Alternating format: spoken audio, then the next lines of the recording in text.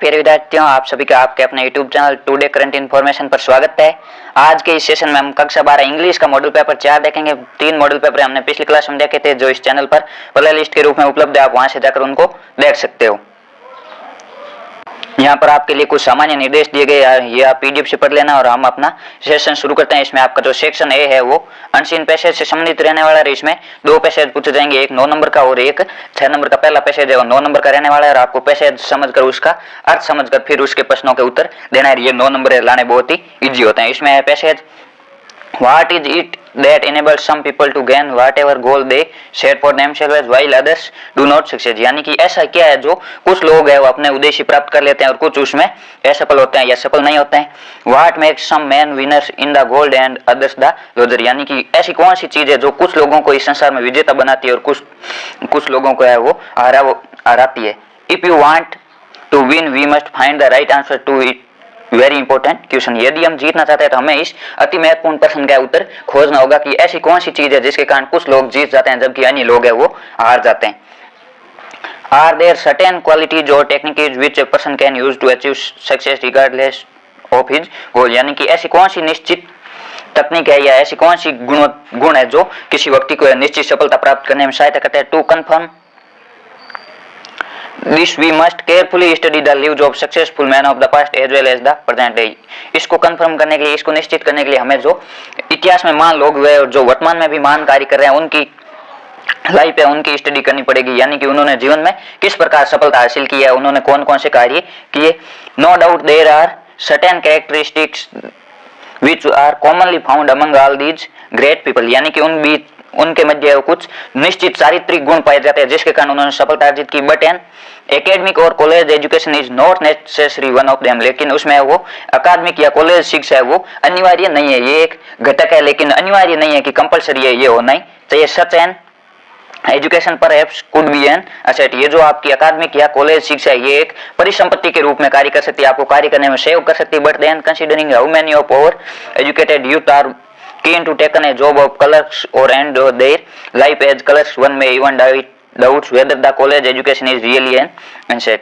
यानी कि college education है वो एक परिसंपत्ति है, इस पर भी संदेह उत्पन्न होता है क्योंकि अधिकतर जो कॉलेज एजुकेशन धारी युवा है वो क्लर्क की नौकरी करने के लिए भी बाध्य होता है। Let us remember this, college education by itself is neither good और नॉर बैड। यानी कि कॉलेज एजुकेशन हो न तो अच्छी है न ही बुरी है। It all depends on what you use put it. ये इस पर निर्भर करता है कि आप जो कॉलेज एजुकेशन या जो आपकी अकादमिक शिक्षा है, जो स्कूली शिक्षा, आप उसका उपयोग किस प्रकार करते हैं। The important thing is which you happen to possess which you can use to advantage. यानी कि आप इसका कितना लाभ उठा पाते हैं या आप इनसे लाभ किस प्रकार उठाते हैं, ये इस पर डिपेंड करता है।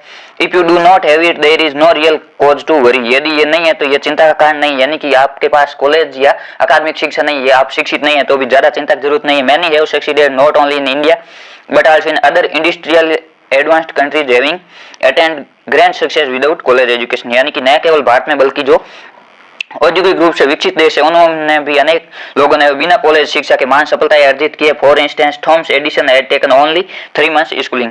उदाहरण के लिए जो थॉमस एडिसन है उन्होंने केवल 3 महीने की स्कूली शिक्षा ग्रहण की थी। The great Abraham Lincoln was partially self educated. जो अब्राहम लिंकन थे वो स्वशिक्षित थे, यानी उन्होंने स्वयं अध्ययन किया, स्वाध्याय किया, लेकिन उन्होंने कोई स्कूली या कॉलेज शिक्षा अध्ययन अर्जित नहीं की। फिर भी वो एक महान वक्ता, महान छवि के रूप में जाने जाते हैं अब्राहम लिंकन। और Benjamin Franklin did not attend the school at all. Benjamin Franklin ने वो कभी भी स्कूल अटेंड नहीं की। The Wright brothers were not scientist but bicycle mechanics bye there basic profession. जो राइट ब्रदर्स है वो साइंटिस्ट तो नहीं थे लेकिन उन्होंने भी बाईसाइकिल का निर्माण किया। Success also does not necessary depend upon one's birth environment wealth it. Success है वो अनिवार्य रूप से किसी के भी जन्म, पर्यावरण और धन पर निर्भर नहीं करता। H G. Wells was born in poverty and had to fight ill health continuously. जो आपके एच.जी. वेल्स है वो गरीबी में पैदा हुए और लंबे समय तक स्वास्थ्य संबंधी या बीमारियों से भी जूझते रहे, फिर भी उन्होंने महान सफलता अर्जित की। इस प्रकार हम कह सकते हैं कि किसी भी सफलता में उसका जन्म, उसका पर्यावरण और उसका धन है वो अनिवार्य तत्व नहीं है। The study of great successful self-made men all over the world, whether of the past or present, spotlights very important common factors. जो महान और सक्सेसफुल लोग हैं, उनकी स्टोरी पढ़ने पर हमें पता चलता है कि उनमें कुछ सामान्य विशेषताएं पाई थी। They know how to get along successfully with others. वे जानते हैं कि किस प्रकार अन्य के सामने स्वयं को है सफलतापूर्वक पेश करना है, यानी कि दूसरे के साथ व्यवहार कैसा करना है। They know how to sell themselves to strangers and friends. वे जानते हैं कि स्वयं को दूसरों के सामने या अजनबियों के सामने बेचना कैसे या प्रस्तुत कैसे करना है। To their employees to their neighbours families in fact to everyone with whom they came into contact daily। यानी कि वे जिन जिन के संपर्क में आते हैं उनको अच्छी तरह मालूम होता है कि हमको उनके सामने किस तरह पेश आना है। They knew how to sell their ideas, knowledge, talent and service. वे जानते हैं कि किस प्रकार अपने विचार बेच सकते हैं, किस प्रकार अपना ज्ञान और टैलेंट और अपनी सेवाएं दे सकते हैं। They know how to get along with men, influence and motivate them। वे जानते हैं कि किस प्रकार एक आदमी के साथ व्यवहार करना है, उसको किस प्रकार प्रभावित करना है और किस प्रकार उनको प्रेरित करना। जो महान लोग हैं उनमें यह कला होती है कि किसी व्यक्ति को किस प्रकार प्रभावित करे, अपने पक्ष में करे और उनको मोटिवेट करे, कोई कार्य करने की प्रेरित करे। Success depends to a great extent on what you do with your ideas, talent और गिफ्ट। सक्सेस है वो इस बात पर निर्भर करती है कि आप अपने विचारों, अपने टैलेंट का प्रयोग किस प्रकार करते हैं। Invariably it is not what you know about what you do now what you know, it is not what you have but what is done about it spells the difference between success and failure. यानी कि जो महान लोग होते हैं उनको ये पता होता है कि क्या करना है, आज अपनी योजना बनाते हैं क्या करना है और क्या नहीं करना है। जो फेलियर लोग होते हैं उनको कुछ भी पता नहीं होता है। ये जो विजेता और फेलियर के बीच सबसे बड़ा अंतर होता है। इस प्रकार ये आपके पैसेज बताए गए कि जो महान लोग होते हैं उनमें किस प्रकार के गुण पाए जाते हैं, वे दूसरों के सामने स्वयं को किस प्रकार प्रदर्शित करते हैं और अपने जीवन को महान कैसे बनाते हैं और हम इनसे प्रेरणा कैसे ले सकते हैं। इसके बाद आपके प्रश्न दिया गया कि can college education be a factor to ensure success. क्या सक्सेस होने के लिए कॉलेज एजुकेशन एक फैक्टर या एक संपत्ति हो सकती है। इसका आपके उत्तर होगा no, college education is not necessary a factor to ensure success. यानी कि निश्चित सफलता प्राप्त करने के लिए कॉलेज शिक्षा एक निश्चित तत्व नहीं हो सकता, लेकिन एक सहायक तत्व हो सकता है। At best it can be an asset one takes of utility. ये एक परिसंपत्ति है जिसका कोई उपयोग है वो कर सकता है। दूसरा, why is it doubtful that college education can be even an asset. इसमें संदेह क्यों है कि कॉलेज एजुकेशन एक परिसंपत्ति है। Many of educated youths are keen to become clerks. यानी कि जो अधिकतर युवा है, जो एजुकेटेड युवा है, शिक्षित युवा है, वो कलर्क बनने के लिए या लिपिक बनने के लिए भी बाध्य हो जाते हैं। This shows that college education being even an asset. यानी कि जो उच्च शिक्षित युवा है वो भी केवल एक कलर की नौकरी के लिए बाध्य हो जाते हैं। इस प्रकार हम कह सकते हैं कि जो कॉलेज एजुकेशन है वो एक परिसंपत्ति है। इस पर संदेह है। आगे तीसरा है, does success depend on external factors. जो सक्सेस है वो बाहरी तत्वों पर निर्भर करती है क्या। इसका होगा no, success does not depend on external factors such as birth, environment, wealth etc. नहीं, जो सफलता है वो बाहरी तत्वों पर निर्भर नहीं करती है, जैसे कि जन्म है, पर्यावरण है, धन है, इस पर सफलता निर्भर नहीं करती। जो आज तक अधिकतर सफल लोग हुए वो निर्धन परिवारों से या जो गरीबी का वातावरण है उसे निकल कर आए हैं।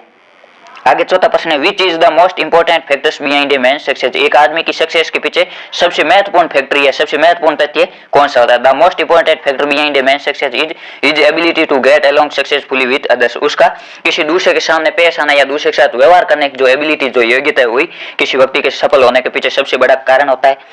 पांचवा, how can one's ideas, talent और gift contribute to one success. किसी भी व्यक्ति का आइडिया, टैलेंट और जो गिफ्ट है वो किसी व्यक्ति को सफलता में किस प्रकार सहायता कर सकता है। इसका आपके उत्तर होगा one can make use of one's ideas, talent और gifts to win people and inspire them. कोई भी व्यक्ति अपने आइडिया और टैलेंट का प्रयोग करके किसी भी व्यक्ति को जी सकता है या उसे इंस्पायर यानी प्रेरित कर सकता है। आगे छठा प्रश्न है, do you think that the qualities of head and heart alone can make a successful man. क्या आप मानते हैं किसी भी व्यक्ति की जो मानसिक स्थिति है वो उसको एक सक्सेसफुल मैन बनाती है। यस, आई थिंक सो।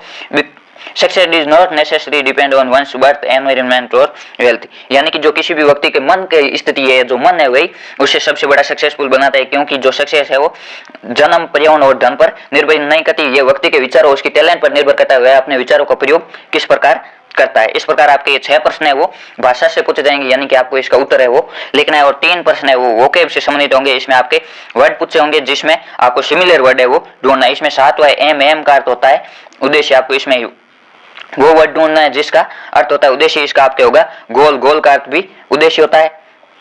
और 8वां अचीव्ड, अचीव्ड का अर्थ होता है प्राप्त होना। इसका भी आपको समानार्थी शब्द ढूंढना है। ऐसा कौन सा शब्द है इस पैसेज में जिसका अर्थ होता है प्राप्त होना। इसमें होगा अटेंड यानी प्राप्त होना। इसमें भी आपके अटेंड सही होगा। और आगे 9वां प्रश्न है इफेक्ट। इफेक्ट का अर्थ होता है प्रभाव डालना, और प्रभाव डालना का आपके होगा इन्फ्लुएंस। इस प्रकार आपके ये पैसे से 9 प्रश्न है वो पूछे जाएंगे, 6 प्रश्न भाषा से और 3 वोकैब के। ये वोकैब के क्वेश्चन है आपको थोड़ा समझ कर करना है। इसमें है वो अधिकतर बच्चों के प्रॉब्लम आती है, तो आप पैसेज के हिंदी अनुवाद समझोगे तो आपको आराम से ये समझ में आ जाएंगे। और ये जो आपके 9 नंबर है वो लाने बहुत ईजी है। और आगे आपका दूसरा प्रश्न है वो भी पैसे से संबंधित है। इसमें आपके 6 प्रश्न है वो पूछे जाएंगे। इसमें आपके छोटा पैसे जो वो दिया होगा। इसमें लिखा हुआ है every moment of life is precious, यानी जीवन का हर क्षण है वो कीमती है। Time is the essence of life, समय है वो सबसे बड़ा मूल्यवान है, या समय जीवन की सबसे बड़ी संपत्ति है।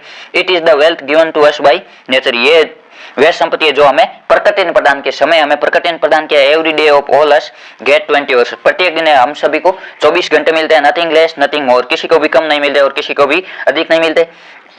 Now it is up to us how we use it, ये हमारे पर निर्भर करता है कि हम इसका उपयोग किस प्रकार करते हैं। People who know how to make the best use of every moment easily open the doors of success in their lives and those who misuse time gets failure one after the other. जो लोग जानते हैं कि समय के प्रत्येक क्षण का उपयोग आसानी से अच्छी तरह से किस प्रकार करना है, वो आसानी से अपनी सफलता के दरवाजे खोलते हैं। और जो इसका मिसयूज करते हैं, समय का दुरुपयोग करते हैं, वो एक के बाद एक है वो लगातार असफलताएं प्राप्त करते हैं। ये जो आपके पैसे है वो समय के महत्व समझते हैं। ये आप पढ़ लेना। आपके जो पैराग्राफ है इसमें भी आपके टाइम वैल्यू ऑफ टाइम का पैराग्राफ पूछा जाता है, इसमें भी आप ये लाइनें लिख सकते हैं। ये आपके थोड़ा इजी होता है लिखने में। और वैल्यू ऑफ टाइम है ये आपके पैसे जो समझने में भी आसान है। इसमें there is saying that spent time and spent words can not come back, यानी कि एक कहावत भी है कि बीता हुआ समय और बीता हुआ शब्द कभी वापस नहीं आते। Everybody is tied by the limits of time, प्रत्येक है वो अपने समय के बंधन से बंधा हुआ। Even God respects the boundaries of time, यहाँ तक कि भगवान भी है जो समय की सीमा है उसका आदर करते हैं। Work win aspiration only when it gets completed in a requested time frame, कोई भी कार्य वो उपयोगी तभी होता है जब वह निश्चित समय सीमा में पूरा होता है। Beyond the time allotted work less all its utility, however good may have been it is quality, कोई भी कार्य है वो चाहे क्वालिटी में कितना भी अच्छा हो, लेकिन वह समय सीमा के बाद पूरा होता है तो उसकी जो गुणवत्ता है वो कम हो जाती है, तो उसकी वैल्यू नहीं रहती है। Just as falling of rains after the crop have dried up have no use, जिस प्रकार है वो फसल जल जाने के बाद बारिश होने का कोई फायदा नहीं होता, उसी प्रकार समय है वो चले जाने के बाद कार्य कोई उपयोगिता नहीं रहती। Likewise when the time was past the deadline, यानी जब समय सीमा समाप्त हो जाती है उसके बाद the work slot is importance and value, उसके बाद जो कोई भी कार्य होता है समय सीमा समाप्त होने के बाद कोई भी कार्य होता है अपना महत्व और मूल्य खो देता है। When iron is hot, it can be cast into whichever shape we want, जब लोहा गर्म होता है तो हम उसको किसी भी आकार में ढाल सकते हैं। Once it gets cold, nothing can be made out of it, एक बार ये ठंडा होने के बाद फिर हम इनको किसी भी वस्तु में नहीं डाल सकते।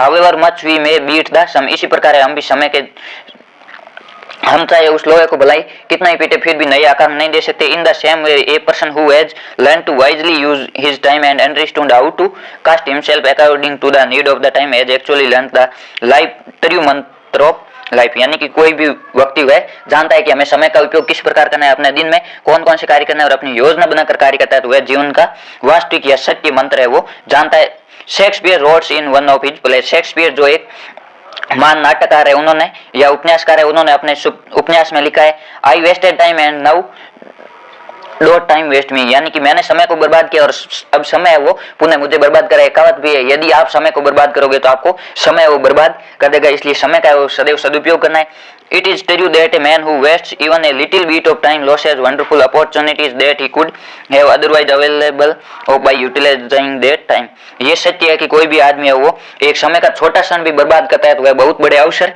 खो देता है जो अन्य लोग है उस समय का सही उपयोग करके यूटिलाइज यानी उपयोग करके वो प्राप्त कर लेते हैं। All the great leaders have one thing in common, जो महान लीडर है जो महान नेतृत्व करता है या जो महान छवियां है वो हमेशा इस बात में सामान्य रहे कि वो समय का सदुपयोग करते हैं। They wisely utilize every moment of their time, वे अपने समय का जो प्रत्येक क्षण होता है उसका बुद्धिमत्तापूर्ण उपयोग करते हैं। When other peoples are busy investing time in laziness, great people are busy in making plans for the future, जब है वो अन्य लोग आलसी में अपना समय बर्बाद करने में लगे होते हैं तब महान लोग अपने फ्यूचर प्लान बनाने अपने भविष्य की योजना बनाने में लगे रहते हैं। There is no person in history who waste his time and still manage to achieve greatness, इतिहास में ऐसा कोई भी आदमी नहीं जिसने समय को बर्बाद किया और महान उपलब्धि प्राप्त की हो।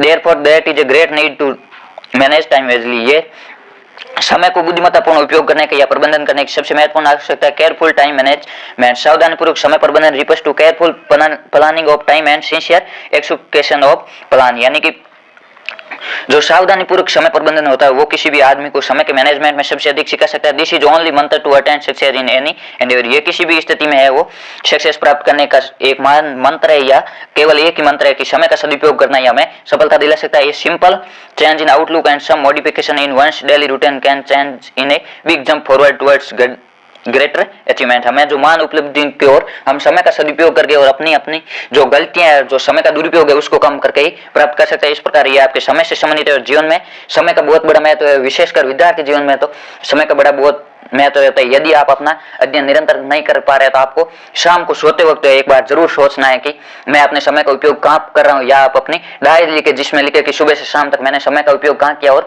फिर उसमें नोटिस करें कि आपने समय का दुरुपयोग कहाँ कहाँ पर किया और अगले दिन उसमें सुधार करने का प्रयास किया। इससे आपको बहुत फायदा होगा। ये जो आपके पैसे है वो लाइफ में यूज करने योग्य है। इसमें आपके सबसे पहले what is the essence of life, जो समय जीवन की संपत्ति क्या है। इसमें the essence of life is time, जो जीवन की संपत्ति है वो टाइम है। It is a precious wealth given to us by nature, ये एक मूल्यवान संपत्ति है जो हमें प्रकृति ने प्रदान की है। दूसरे what kind of work it's losses utility, कोई भी कार्य ऐसा कौन सा कार्य जो अपनी उपयोगिता खो देता है या अपनी वैल्यू कम कर देते हैं। Work that is not completed within the request time framework loses its utility no matter how good its quality may be, यानी कोई भी कार्य जिसकी गुणवत्ता कितनी भी अच्छी लेकिन वो समय सीमा के भीतर पूरा नहीं होता है तो वह अपनी गुणवत्ता खो देता है, अपनी उपयोगिता भी खो देता है, उसका कोई महत्व नहीं रहता है। जिस प्रकार फसल जल जाने के बाद बारिश होने का कोई भी महत्व नहीं होता है। तीसरा what is needed for careful time management, सावधानीपूर्वक समय प्रबंधन के लिए क्या आवश्यक है। Careful time manage requires careful planning of time, यानी सावधानीपूर्वक समय का प्रबंधन या समय की योजना बनाना and sincere execution of that plan to achieve success, और उस योजना का वो पालन करना, सिंसियर तरीके से उसका पालन करना ताकि हमें वो सक्सेस प्राप्त कर सके। आगे चौथा प्रश्न है what kind of people open the door of success of their life, किस प्रकार के लोग अपने जीवन में सफलता के दरवाजे खोलते हैं। इसमें आपके उत्तर होगा people who use every moment wisely make the best of their time open to doors to success in life, people जो लोग जो अपने क्षणों प्रत्येक क्षण का है वो बुद्धिमत्ता पूर्वक उपयोग करते हैं, वे अपने जीवन में है वो सफलता के दरवाजों को खोलते हैं। और पांचवा है write the word from the passage which means limitation, जिसका अर्थ होता है आपको ऐसा शब्द ढूंढना है जिसका अर्थ होता है लिमिटेशन यानी सीमाएं, और सीमाएं जिसका आपके अर्थ होगा इसमें आपके समानार्थी शब्द है बाउंड्री, बाउंड्री का अर्थ भी आपके सीमा होता है। आगे छठा प्रश्न है write the opposite word of waste, waste का अर्थ होता है दुरुपयोग करना या बर्बाद करना, इसका आपको ऑपोजिट यानी विलोम शब्द ढूंढना है, इसका अर्थ होगा आपके यूटिलाइज यानी सही उपयोग करना या सदुपयोग करना। आगे जो आपके सेक्शन बी है वो राइटिंग से संबंधित होगा, इसमें आपके जो तीसरा प्रश्न है वो नोटिस से संबंधित होगा, और नोटिस कहते हैं एडवर्टीजमेंट से संबंधित होगा। ये आपके 4 नंबर का रहने वाला है। इसमें पहला है यू आर यशपाल या Deepika studying in government senior secondary school Ajmer, आप यशपाल या दीपिका, यदि आप लड़के हो तो यशपाल और लड़की हो तो Deepika studying in government senior secondary school Ajmer, आप government senior secondary school Ajmer में पढ़ रहे हो। Your school is organising an educational tour to Mount Abu, आपका विद्यालय एक शैक्षणिक भ्रमण का आयोजन करने जा रहा है माउंट आबू के लिए। Draft A notice informing the students of class 12, class कक्षा 12 के सभी विद्यार्थियों को सूचना देते हुए एक आपको नोटिस लिखना है। इसमें आपको नोटिस में वो सबसे पहले लाइन के बीचों बीच में हेडिंग में स्कूल का नाम लिखना है, ये हमेशा आपको कैपिटल अक्षरों में लिखना है। फिर लेफ्ट साइड में दिनांक और फिर नोटिस लिखना है, ये भी कैपिटल अक्षरों में। और फिर जो आपके नोटिस की हेडिंग है इसमें एजुकेशनल टूर है तो आपको एजुकेशनल टूर, ये भी आपके लाइन के बीचों बीच में और कैपिटल अक्षरों में फिर आपको नोटिस लिखना शुरू करना है। The school is organising an educational tour to Mount Abu for students of class 12, the 2 days trip 15th and 16th August will cost each student nearly 2000. Interested students are requested to submit the consent form considered by the parents along with the payment to their respective class teachers by 5th August. For further details please contact the undersigned Yashpal या Deepika class 12 tour coordinator. ये आपको notice लिखना है। इसमें बताया गया कि हमारा विद्यालय है वो माउंट आबू के लिए 15 और 16 अगस्त को एक शैक्षणिक भ्रमण का आयोजन करने जा रहा है, जिसमें प्रत्येक विद्यार्थी की जो निर्धारित मूल्य वो 2000 रहने वाला। जो इच्छुक विद्यार्थी वो अपना फॉर्म जमा करवा दे अपने क्लास टीचर के पास, जिसमें माता पिता की आज्ञा भी साथ में लिखी हुई और अपने जो पेमेंट है वो भी जमा करा दे। फिर आपको नीचे जो पर्सन में नाम दिए गए वो लिखना है। फिर आपको यहाँ क्लास मॉनिटर भी लिख सकते हो, टूर कोऑर्डिनेटर भी लिख सकते हो, या आप प्रिंसिपल का नाम भी दिया हुआ हो सकता है। इसके बाद तो हम आपके advertisement your parents and you are in search of a bride for your elder brother, आप अपने भाई, आप और आपके माता पिता अपने भाई के लिए एक दुल्हन ढूंढ रहे हो। Write an advertisement to get it published in matrimonial column of a newspaper in about 80 words, आपको एक एडवर्टीजमेंट लिखना है यानी विज्ञापन लिखना है कि वांटेड ब्राइड यानी दुल्हन चाहिए अपने भाई के लिए। इसमें आपको सबसे पहले वो जो हेडिंग है वो लिखनी ब्राइड वांटेड यानी दुल्हन चाहिए। फिर आपको है वो इसका लिखना है alliances invited for a smart handsome cultured fair height और age, Jain boy permanent lecturer in a government college, joint family, father is an SP in Jaipur, mother is regional general manager in SBI Jaipur, uncle is an RS officer in Jaipur, aunt is an ADM in Jaipur, one brother and two cousins have a sprawling bungalow and cars, looking for a really beautiful, slim and well educated girls from status family, write with complete biodata and a recent photograph to SC Jain 50D scheme Jaipur. यानी कि आपको सबसे पहले जो लड़का है उसमें क्या क्या क्वालिटी है, उसकी फैमिली की क्या क्या योग्यता है वो बतानी है, और उसके बाद है वो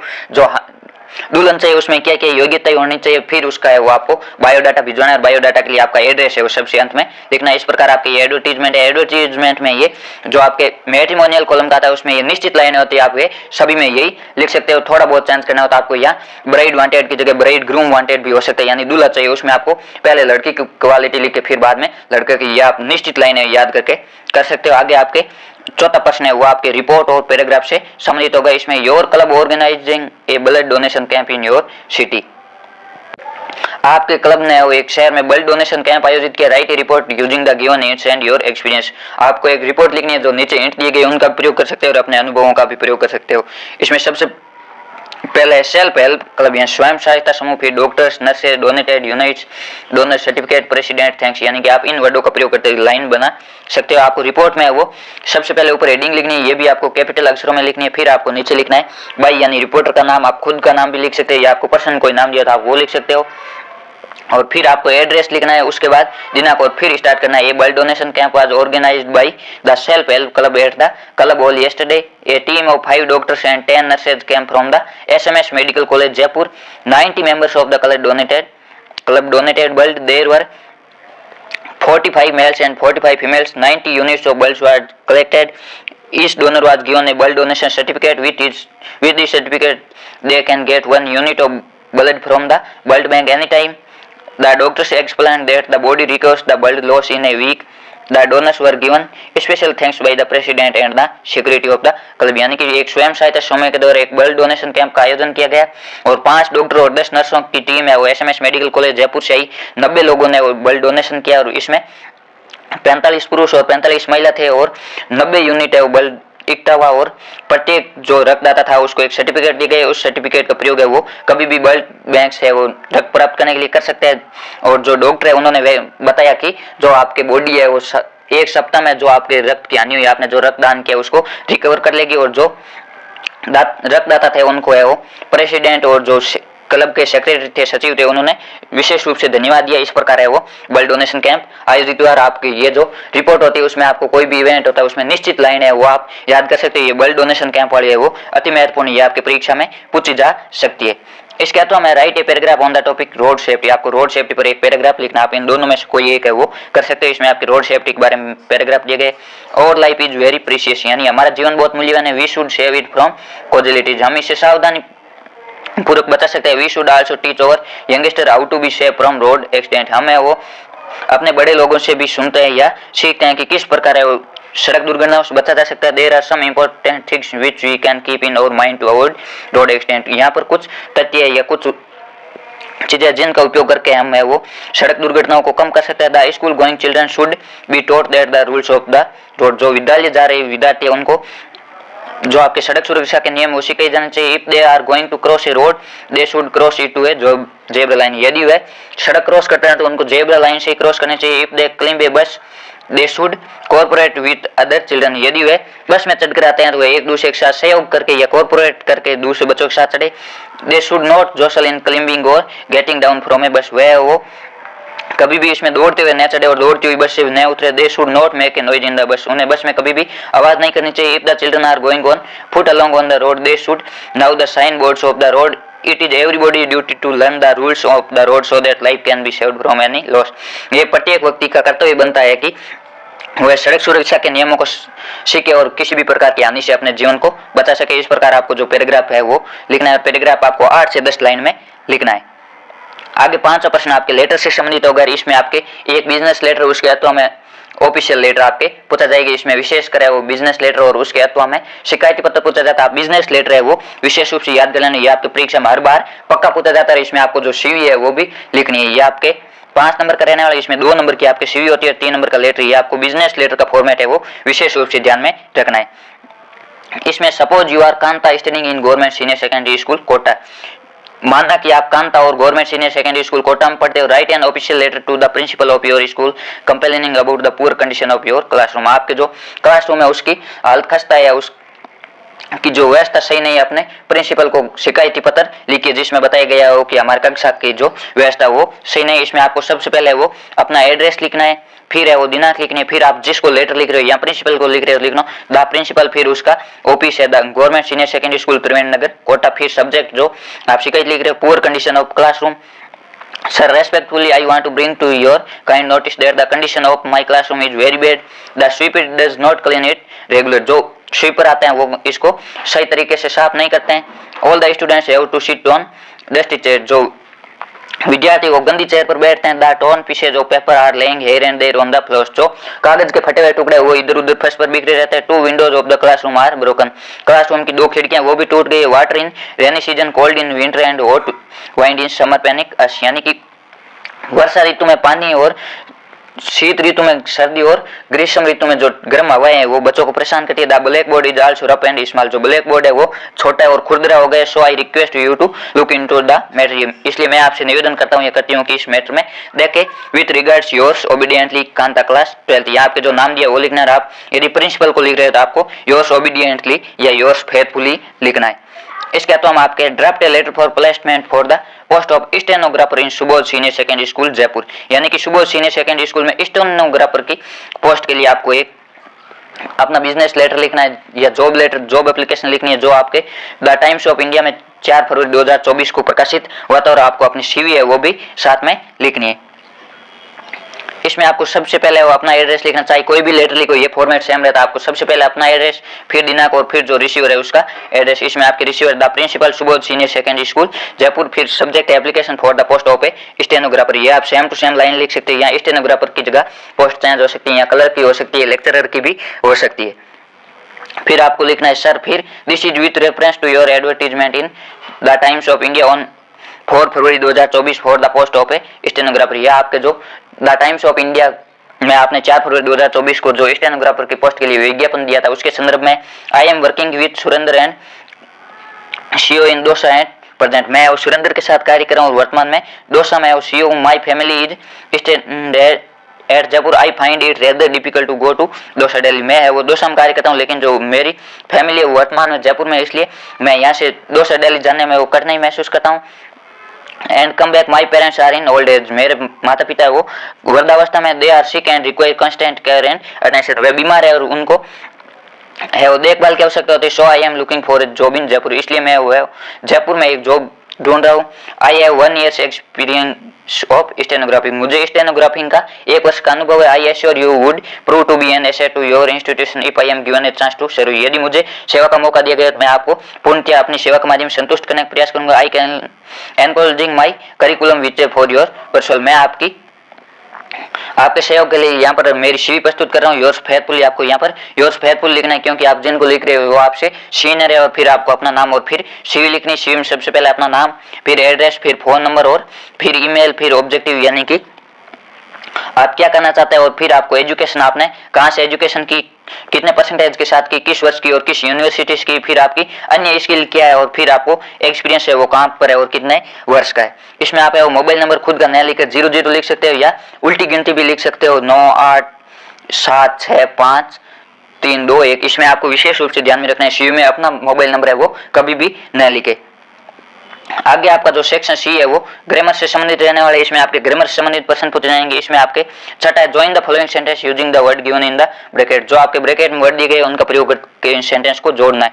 the thinker is a real philanthropist people follow him. इसमें आपको होम के द्वारा जोड़ना है, तो आपको पहले लिखना है द थिंकर, ये आपके एक पर्सन है और फिर आपको होम का प्रयोग करना है। और होम के बाद में भी हमेशा एक पर्सन आता है, यानी पहले भी व्यक्ति और बाद में व्यक्ति। होम का होता है जो एक थिंकर यानी दार्शनिक जिसे लोग है वो एक वास्तविक फिलैंथ्रोपिस्ट के रूप में जानते हैं या उनका अनुसरण करते हैं। इसमें आपको होम है, होम से पहले भी मैन रखना है और बाद में भी मैन रखना है। आप पहले द थिंकर लिखकर follow him is a real philanthropist, ये आपको होम का प्रयोग इस प्रकार लिखना है। जो आपके वर्ड है उनका आप नियम का सावधान प्रयोग करके ये 2 नंबर आसानी से प्राप्त कर सकते हो। 7वां है combine set of sentence into 1 sentence as directed, यानी कि जैसा निर्देश दिए गए उसके द्वारा सेंटेंस को जोड़ना है। The earth moves round the sun, my teacher told me, ये दो सेंटेंस, इनको आपको कॉम्प्लेक्स सेंटेंस बनाना है तो आपको कॉम्प्लेक्स है वो दैट के द्वारा जोड़ना है। My teacher told me that the earth moves around the sun, यानी कि मेरे अध्यापक जी ने बताया कि अर्थ पृथ्वी है वो सूर्य के चारों ओर चक्कर लगाती या घूमती है।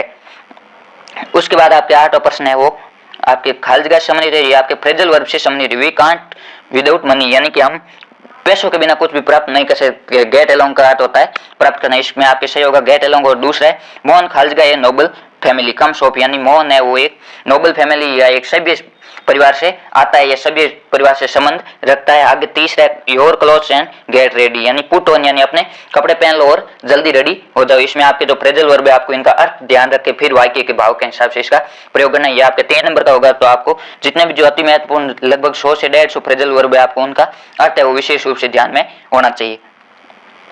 आगे 9वां प्रश्न है ये आपके करेक्ट कंजक्शन का प्रयोग करके बनाना है। ये भी आपके वाक्य के भाव के हिसाब से आप उनका हिंदी बनाकर जो सही सेट बैठ रहा है आप उनका प्रयोग कर सकते हैं। इसमें पहले आई एम श्योर खालिज the train is going to depart, मैं आपको आश्वस्त करता हूं कि ट्रेन है वो डिपार्ट पर या गंतव्य स्थान पर चली गई। इसमें आपके डेट सही होगा क्योंकि आश्वस्त करता हूं की अर्थ में आएगा। और दूसरा है खालिज your brother must attend the function, यानी कि दोनों जगह एंड का प्रयोग नहीं हो सकता, स्टार्टिंग में कभी भी एंड का प्रयोग नहीं होता है। इसमें आएगा आपके both you and your brother, आप और आपके भाई दोनों है वो फंक्शन को अटेंड करना चाहिए। तीसरा खालिज she is poor she is honest, यानी कि वह गरीब है फिर भी वह ईमानदार है। इसमें आपके विरोधाभास की स्थिति है तो आपके आल्दो का प्रयोग होगा। आल्दो का प्रयोग हमेशा विरोधाभास की स्थिति होती है कि वह गरीब है फिर भी वह ईमानदार है। इस प्रकार आपके ये ग्रामर से संबंधित है 4 प्रश्न पूछे जाएंगे। ये आपके ग्रामर का पोर्शन है वो 10 नंबर का रहने वाला है। ये आपके जो थोड़ा है वो पढ़कर हल करना पड़ेगा आपको। इसमें जो नियम है ग्रामर के उनका प्रयोग करके हल करना है। और आपको अंत में हम भी ग्रामर के बारे में कुछ पोर्शन करवाएंगे जिसमें आपको बहुत हेल्प मिलेगी। ये आपके मॉडल पेपर पूरे होते ही आपको पहले ग्रामर का रिवीजन है वो करवाया जाएगा और आपकी इसकी थ्योरी भी करवाई जाएगी। आगे आपके जो सेक्शन डी है वो पाठ्य पुस्तक सम्मिलित रहने वाली, इसमें आपके 10 प्रश्न है वो पैसेज सम्मिलित होगा। इसमें भी आपके 6 प्रश्न है वो एमसीक्यू टाइप में पूछे जाएंगे। ये आपके इसी पैसेज सम्मिलित होंगे और ये पैसेज आपके पाठ्य पुस्तक से दिया होगा। It has happened when I was 10 और 11 इयर्स ओल्ड, ये तब घटित हुआ जब मैं 10 और 11 वर्ष का था।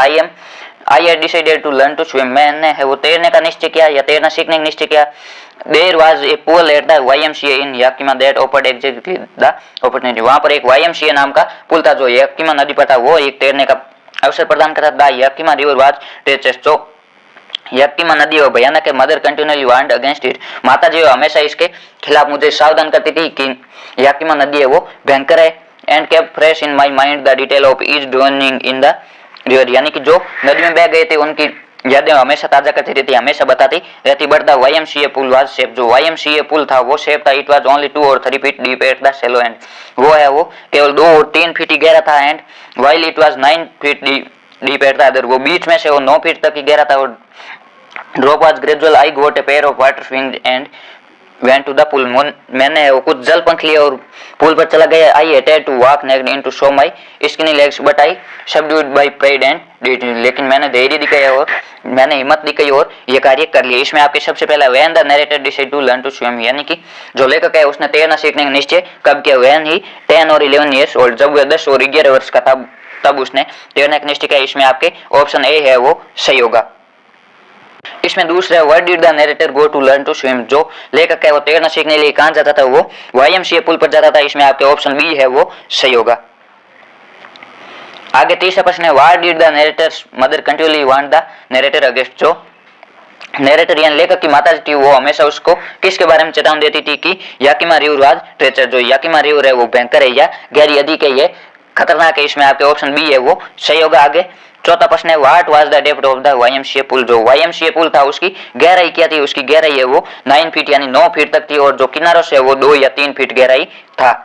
आगे पांचवा प्रश्न है choose the word similar in meaning to sinking, sinking का आपको सिमिलर वर्ड है वो ढूंढ कर लिखना है। ड्रोनिंग यानी डूबना, इसमें आपके ऑप्शन ए है वो सही होगा और सिंकिंग का अर्थ भी होता है डूबना। आगे छठा प्रश्न है choose the word opposite in meaning to shallow, shallow का आपको ऑपोजिट है ढूंढ कर लिखना है। सेलो का अर्थ होता है उतला यानी कम गहरा और जो डीप है इसका अर्थ होता है गहरा। इसमें आपके ऑप्शन सी है वो सही होगा। इस प्रकार आपके ये पैसेज से 6 प्रश्न पूछे जाएंगे। ये 6 प्रश्न है वो बहुत इजी होते हैं, आपको केवल है वो देखकर इस पैसेज से इसके उत्तर लिखना है। या आपके जो बच्चे फेल होने कगार पर है या इंग्लिश जिन विद्यार्थियों की कमजोर है उनमें ये 6 नंबर है वो बहुत सहायता करते हैं। ये आपके पूरा 1% बढ़ाते हैं। उसके बाद आपके 11 प्रश्न है ये पाठ्य पुस्तक सम्मिलित होगा। Answer any of the following question in about 60 word. आपको 60 वर्ड में इसका उत्तर देना, इन दोनों में से किसी एक, और ये भी आपके 3 नंबर का रहने वाला है। इसमें mention the hazard of working in the glass bangles industry, यानी कि जो ग्लास बैंगल्स इंडस्ट्री है उसमें कार्य करने के जो दुष्प्रभाव या नुकसान क्या है उसके बताना, या उसकी हानियां क्या है, यह आपके अति महत्वपूर्ण प्रश्न है, यह आपकी परीक्षा में पूछा जा सकता है। Working in the glass industry as shown in lost spring, जैसा कि लॉस्ट स्प्रिंग लेसन में बताया गया है कि ग्लास बैंगल्स इंडस्ट्री में काम करने का अनेक हानियां, जैसे कि children suffer from eye damage, skin burns, respiratory issue due to glass dust and risk of blindness from poor lighting, यानी कि बच्चे है वो आंखों से क्षतिग्रस्त हो जाते हैं, उनकी त्वचा है वो जल जाती है, और जो ग्लास की डस्ट होती है उसके कारण है वो, और जो पुअर लाइटिंग कम लाइट होती है उसके कारण भी आंखों की रोशनी चली जाती है, वो अंधे हो जाते हैं। द ऑपरेसिव वर्किंग कंडीशन है lack of protective gear trap them in cycle of poverty and ill health, ये उनको गरीबी और बीमारी की ओर धकेलता है। रनिंग डे चाइल्डहुड, उनका वो बचपन भी नष्ट कर देता है। जो ग्लास की बैंगल्स की इंडस्ट्री होती है उसमें लोग है वो अपनी आंखें भी खो देते हैं अपनी उम्र से पहले भी, और लोग बच्चों का बचपन है वो खो जाता है और वो अनेक बीमारियों से ग्रस्त हो जाते हैं। इसके तो हम आपके what did Gandhi do about the cultural and social backwardness of the Champaran village at that time, यानी गांधी जी ने उस समय चंपारण गांव के सांस्कृतिक और सामाजिक पिछड़ेपन को दूर करने के लिए क्या किया। For this Gandhi appealed to teachers, इसके लिए गांधी जी ने वो टीचर्सों से अपील की या निवेदन किया। Mahadev Desai and Narhari Parikh with their wives volunteered for work, उन्होंने महादेव देसाई और नरहरि पारिक और उनकी पत्नियों ने वो इस कार्य के लिए स्वेच्छापूर्वक अपील की, यानी कि आप ये कार्य करो, उन्होंने स्वेच्छापूर्वक कार्य करने की अनुमति दी। His son Devdas and the wife of Gandhi Kasturba also came there primary schools were opened in school, Gandhi ji का पुत्र देवदास और गांधी जी की श्रीमती पत्नी जो कस्तूरबा गांधी थी वो भी वहां पर आ गए थे, और गांव में 6 गांव में प्राथमिक विद्यालय खोले गए। Kasturba taught the rules on personal cleanliness and community sanitation. Gandhi got a doctor to volunteer his service for 6 months. Kasturba Gandhi ने वो लोगों को बताया कि किस प्रकार है वो सार्वजनिक और व्यक्तिगत स्वच्छता रखी जा सकती है और जो समुदाय की स्वच्छता रखी जाती है, और गांधी जी ने एक डॉक्टर को भी है वो स्वेच्छा से वहां पर 6 महीने के लिए लगाया। जो डॉक्टर था वो भी अपनी स्वेच्छा से कार्य कर रहा था, वॉलंटियर के रूप में कार्य कर रहा था। इस प्रकार गांधी जी ने वहां का सांस्कृतिक और सामाजिक पिछड़ेपन को दूर करने के लिए विद्यालय खोले, लोगों को स्वच्छता का महत्व समझाया और एक डॉक्टर की नियुक्ति भी की। ये भी आपके अति महत्वपूर्ण प्रश्न है, ये भी आपके परीक्षा में पूछा जा सकता है। आपको ये विशेष रूप से ध्यान में रखना है। आपके जो प्रश्न होता है इसका उत्तर आपको समझ कर लिखना है। पहले आपको इनका उत्तर होता है, इनका हिंदी में उत्तर बनाना, फिर आप इसको समझ कर वो लिख सकते हो। आगे 12वां प्रश्न है answer the following question in 20-30 words. आपको इसका 20 से 30 वर्ड में उत्तर देना है। ये भी आपके दोनों प्रश्न 2-2 नंबर के रहने वाला है। इसमें आपके is Sahib happy working at the tea stall, यानी कि क्या साहिब है वो टी स्टॉल पर कार्य करके खुश है। No he is not all happy working at the tea stall, वह टी स्टॉल पर कार्य करके खुश नहीं। He has lost his freedom and finds the steel canister of his master heavier than the plastic bag he carried as a ragpicker, यानी कि उसने अपनी स्वतंत्रता खो दी और अब वो खुद का मालिक नहीं रहा। उसको जो स्टील का कनिस्टर है वो जो प्लास्टिक का बैग था जिसे वह कचरा बीनता था, उसे स्टील का कनिस्टर भारी भी लगने लगता है। अब वह अपनी स्वतंत्रता खो सकता है, अब वह अपना स्वयं का मालिक नहीं रहा है। दूसरा है why do must celebrity rights despise being interview, यानी कि जो अधिकतर मोस्ट सेलिब्रिटी जो मान लोग है या प्रसिद्ध लोग है वो इंटरव्यू का प्रयोग क्यों करते हैं या इंटरव्यू का समर्थन किस प्रकार करते हैं। Most celebrity right despise being interviewed because they feel, यानी कि जो लोग है वो इंटरव्यू से मना क्यों करते हैं, क्योंकि interview disturb the privacy of their life, interview है उनकी जो निजी जीवन होता है उनको डिस्टर्ब करते हैं। इट इज इमोरल, यानी कि ये अनैतिक, और it is crime to reveal someone's personal life secrets, यानी कि ये किसी भी जीवन के जो निजी गुण होते हैं या निजी गुप्त रहस्य होते हैं उनको बाहर लाने के लिए एक क्राइम करता है। यानी कि जो मोस्ट सेलिब्रिटी है वो इस इंटरव्यू का विरोध इसलिए करते हैं क्योंकि जो इंटरव्यू है। आगे आपके दूसरा प्रश्न है why do most celebrity writers despise being interview, यानी कि जो मोस्ट सेलिब्रिटी अधिकतर लोग है वो इंटरव्यू से घबराते क्या है या इंटरव्यू को विरोध क्यों करते हैं। इसमें आपके सबसे पहला interview disturbs their the privacy of their life, interview है उनकी जो निजी जीवन होता है उनको डिस्टर्ब करता है, उनको बाधित करता है। इट इज इमोरल, इंटरव्यू अनैतिक होता है, उसमें नैतिकता नाम की कोई चीज नहीं होती। तीसरा है it is a crime to reveal someone's personal life secrets, ये किसी के निजी जीवन के जो रहस्य होता है उनको लोगों के सामने लाने का एक तरीका इस प्रकार है, उन पर क्राइम किया जाता है या उन पर अत्याचार किया जाता है, उनका जो पर्सनल लाइफ होती है उसमें इंटरफेयर किया जाता है, इस कारण वो इंटरव्यू का विरोध करते हैं। आगे आपके 13 प्रश्न है वो रेफरेंस टू कॉन्टेस्ट, यानी इसमें आपको इंग्लिश में एक्सप्लेन करनी है। आपके 5 नंबर का रहने वाले, इसमें आपके 2 पोइम से कोई 2 स्टेंजा दिए होंगे, इसमें आपको सबसे पहले कॉन्टेस्ट लिखना है, यानी कि ये कहाँ से लिए गए, इसके राइटर कौन है, फिर आपको इसकी एक्सप्लेनेशन लिखनी है और फिर ये आपके 5 नंबर का रहने वाला है। इसमें पहला है now we will count to 12 and we will keep it still for once on the face of the earth, let's not speak in any language, let's stop for 1 second and not move our arm so much. इसका आपके reference होगा these are opening lines of Pablo Neruda's poem keeping quiet. ये जो Pablo Neruda की poem keeping quiet है उसे लिए गए। इसका आपके कॉन्टेस्ट होगा, यानी इसमें आपके पर्सन किसके बारे में बताया गया, the poet is talking about keeping still and quiet count to 12, यानी कि जो लेखक है उसने जब तक वह 12 गिनता है तब तक लोगों को शांत रहने के लिए कहा, और to him it will be an exotic moment when all be together in a strange situation. ये आश्चर्यजनक क्षण होगा जब कोई आदमी है वो एक साथ है, वो सभी शांत होंगे तो एक आश्चर्यजनक अनुभव होगा। इसकी एक्सप्लेनेशन होगी the poet apprehends the importance of keeping still and not speaking for a few moments, it would be an unusual moment when there will be no excited moments of man and no noise of engines. ये आश्चर्यजनक किया अन्य क्षण होगा जिसमें कोई भी आवाज नहीं आएगी, कोई भी इंजन की आवाज नहीं होगी, there will be perfect silence all around, यानी कि प्रत्येक जगह वो पूर्ण शांति होगी, and we all will share an unusual experience, हमें वो असामान्य अनुभव करेंगे। It will be just moment for looking inwards, ये देखने के लिए अच्छा दृश्य होगा, यानी लोगों को कुछ समय के लिए वो शांत रहना चाहिए। इसमें शांत रहने के फायदे के बारे में बताए गए। इसके तो हम आपके and one did stop but only to plow up grass in using the yard to back and turn round, and another to ask the way to where it was bound, and another to ask could they sell it gallon of gas they could not crossly they had none did it see। ये जो आपके road side stand है उससे poem से ली गई। इसका आपके reference होगा these lines have been taken from Robert Frost poem, जो आपके रॉबर्ट फ्रॉस्ट की पोएम ये रोड साइड स्टैंड है उससे लिया गया। इसका आपके कॉन्टेस्ट होगा the poet feels pain to see the poor stand or waiting for at least one car out of 1,000 cars to stop and ask about the prices of his goods, however those which stop do so for other purposes than purchasing anything from him। यानी कि लेखक है वो इसको देखकर चिंता जाहिर करता है कि किस प्रकार एक रोड साइड स्टैंड होता है, या जो एक गरीब की सड़क के किनारे दुकान होती है, एक स्टॉल होती है, उस पर लोग रुकते हैं लेकिन कुछ नहीं खरीदते, वो खरीदने के उद्देश्य से नहीं अन्य उद्देश्य से रुकते हैं, जैसे कि रास्ता पूछना या गैस के लिए पूछना। इसके आपके एक्सप्लेनेशन होगी the poet says that sometimes a car stop to use the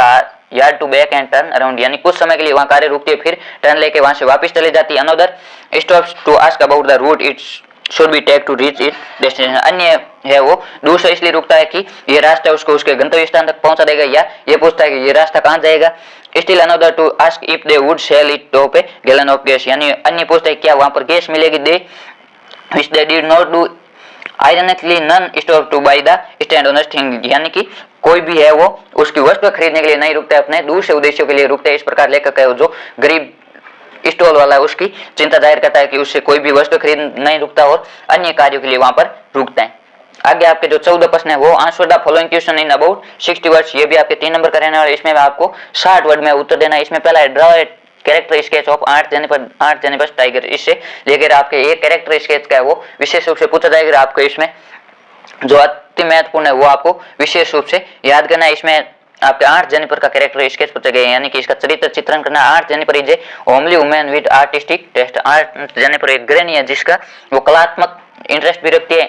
her dominating cruel husband bullies her and keeps her frightened of him, वह अपने जो निर्दयी पति है उसे डरती है। She finds refuge in arts, वह अपनी कला में आनंद ढूंढती है। She embroiders life like tigers on her curtain, वह अपने पर्दे पर जो टाइगर की लाइफ होती है उसके बारे में जानना चाहती है। Tiger are symbol of freedom power and pride and fearlessness, जो टाइगर है वो स्वतंत्रता शक्ति गर्व और निर्भय का प्रतीक है। 8 wishes to have these qualities for herself so that he may face her a like married life, यानी कि वह अपना जीवन है जो टाइगर की तरह जीना चाहती है, और वह जो टाइगर में क्वालिटी वह स्वयं पर अपनाना चाहती है, लेकिन वह अपने जो नरक के समान वैवाहिक जीवन है उसको जीने के लिए बाध्य है, जो उस वैवाहिक जीवन है उसको नरक के समान जीवन जीने के लिए बाध्य किया। इसके तो हमें which things make us sad how is over sadness removed, यानी कि कौन सी वस्तु जो हमें उदास करती है और इस उदासी को हम किस प्रकार हटा सकते हैं। The thing of ours is not of a bed of roses, we suffer from many ills, we find a scarcity of man's noble benevolent nature in the world. Sometimes we have to go through physical and mental suffering, loss of health, disappointments caused by failure also make our life difficult. However, the joy provided the beautiful objects of future and may lift the veil of sadness, यानी कि हमें वो जीवन में कुछ क्षण उदास हो जाते हैं जब हमें कोई अच्छा रिजल्ट नहीं मिलता या हमें वो शारीरिक या मानसिक रूप से परेशान होते हैं, जो आपके जो आपके प्राकृतिक वस्तुएं उनसे हमें जो आनंद मिलता है, इससे हमें अपनी उदासी को दूर कर सकते हैं, यानी हम प्राकृतिक वस्तुओं में आनंद ढूंढकर अपनी उदासियां दूर कर सकते हैं। इसके बाद आपके 15 प्रश्न है, answer the following question in 20-30 words. आपको जो प्रश्न दिया गया इसका उत्तर है 20 से 30 वर्ड में देना है। इसमें पहला है why has the mother been compared to the late winter's moon. जो माता जी की है वो बीतती हुई सर्दी की चंद्रमा से तुलना क्योंकि गई। The poet mother's looked like the winter's moon pale wan and sickly. जो माता जी, जो लेखिका की माता जी थी वो जो बीतते हुए सर्दी का चंद्रमा होता है जिस प्रकार पीला थका हुआ, उसी प्रकार थे। Moreover winter is a symbol of old age also. यद्यपि जो सर्दी है वो वृद्धावस्था की भी प्रतीक है। The mother too is an old and weak. जो माता जी है वो वृद्ध भी थी और कमजोर थी। हेंस द कंपैरिजन इट इस कारण इन दोनों के बीच तुलना की गई। जो सर्दी है वो वृद्धावस्था की भी प्रतीक है, जो बीतती हुई सर्दी का चंद्रमा होता है वो धुंधला होता है, उसी प्रकार माता जी है वो कमजोर हो गए थे।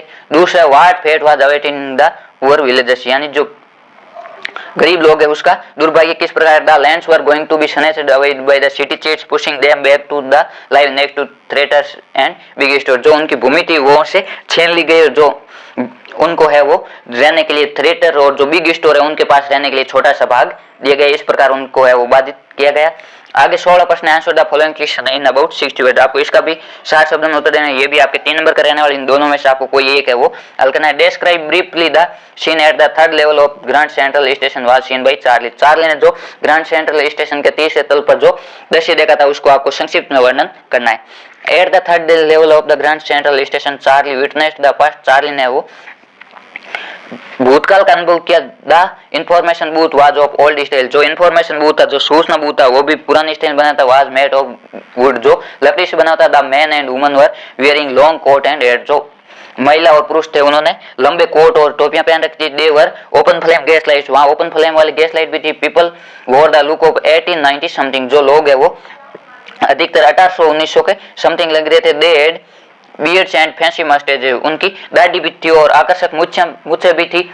Charlie saw the newspaper the World. Charlie ने द वर्ल्ड का न्यूज़पेपर भी देखा। It was printed on June 11 1894। इस पर 11 जून 1854 लिखा था। This confirm that Charlie was in the year 1894। ये कंफर्म करता है कि चार्ली है वो 1894 में जी रहा था। ये उनका केवल कल्पना का ही था, लेकिन उसने ऐसा दृश्य सोचा था अपनी कल्पना में। इस कहता मैं how can you say that Anna was a beautiful wife. आप किस प्रकार कह सकते हैं कि अन्ना एक कर्तव्यपरायण महिला थी। ब्यूटीफुल यानी कर्तव्यपरायण, कर्तव्य को निभाने वाली कर्तव्यपरायण पत्नी थी। ये आपके अति महत्वपूर्ण ये परीक्षा में पूछा जा सकता है। इसका आपके होगा Anna and Sadao met in America at the house of a professor. Anna और सदाव एक प्रोफेसर के घर में अमेरिका में मिले थे। They loved each other very much. वे एक दूसरे को अत्यधिक प्रेम करते थे। When he saw that the man was close to death she did what her husband asked her to do. उन्होंने एक आदमी को देखा जो मृत्यु के करीब था और अपने पति को बताया। She also risked her own life. उसने अपने जीवन में भी रिस्क लिया या जोखिम उठाया। She did not care what she was washing the wounds of her enemy. उसने बिना कुछ सोचे जो आपके एनिमी था उसको भी कपड़ों को धोया और उसके जो घाव थे उनको भी धोया। Thus we can say that he is a beautiful wife. इस प्रकार हम कह सकते हैं वे एक कर्तव्यपरायण पत्नी थी। इसके बाद आपके 17 प्रश्न answer the following question in 20-30 words. आपको इसका 20 से 30 वर्ड में उत्तर देना है। इसमें पहला है why is the average global temperature increasing day by day. जो आपके ग्लोबल टेम्परेचर यानी वैश्विक तापमान है उसमें दिनों दिन वृद्धि क्यों हो रही है, तापमान क्यों बढ़ रहा है, ये भी आपके अति महत्वपूर्ण प्रश्न है। The global warming is increasing due to growing population. ये बढ़ती हुई जनसंख्या के कारण तापमान बढ़ रहा है।